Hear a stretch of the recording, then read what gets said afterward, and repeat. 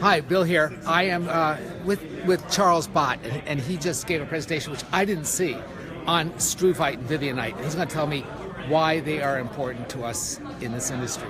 So, Charles, are you ready? Okay. Well, we have 4 plants where we have Struvite and Vivianite problems, and they happen to be all 4 plants where we have digesters.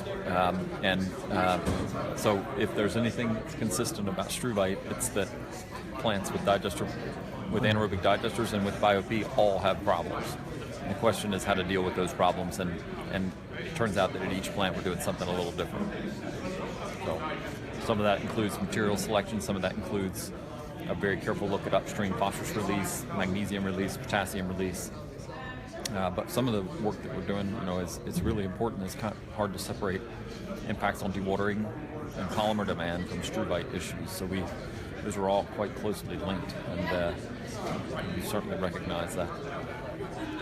Are some plants using magnesium for odor control in sewers and creating some problems for themselves with magnesium introduction into the plant?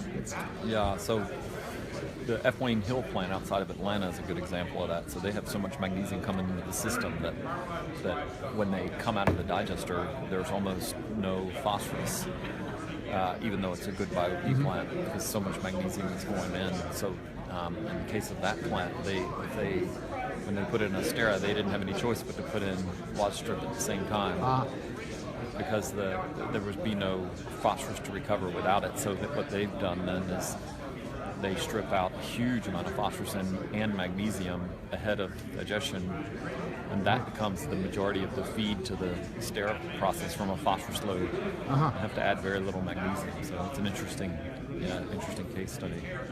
We're looking at actually adding magnesium hydroxide in a special, kind of a custom-built tank at one of our plants to control Struvite, but also control phosphorus load. So it's both controlling phosphorus and Struvite, and hopefully improving dewatering, reducing polymer demand, and providing some alkalinity for our side stream deammonification process at that plant.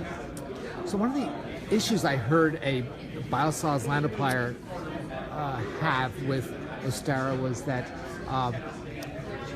there was a lot of variability in the phosphorus as a result in the biosolids, and that it was hard to sort of specify the phosphorus loadings in the biosolids as a consequence. So you can't, the problem is you can't, now Wastrip makes it more complicated, so you can't, so you'd have to say whether, so Astera alone should have negligible impact, or very small on cake phosphorus content. But Wastrip can have a big impact, right, and probably a pretty variable impact. And so one of the things we're doing is spending a lot of time now trying to figure out how to improve the capture, the release and the capture from Wastrip processes, maybe by almost dewatering sludge prior to digestion and then diluting back going into the digester. Really? Yeah, because you capture so much more phosphorus, magnesium, and potassium ahead of digestion by dewatering to 15 or 18% cake solids as opposed to just thickening to 5%.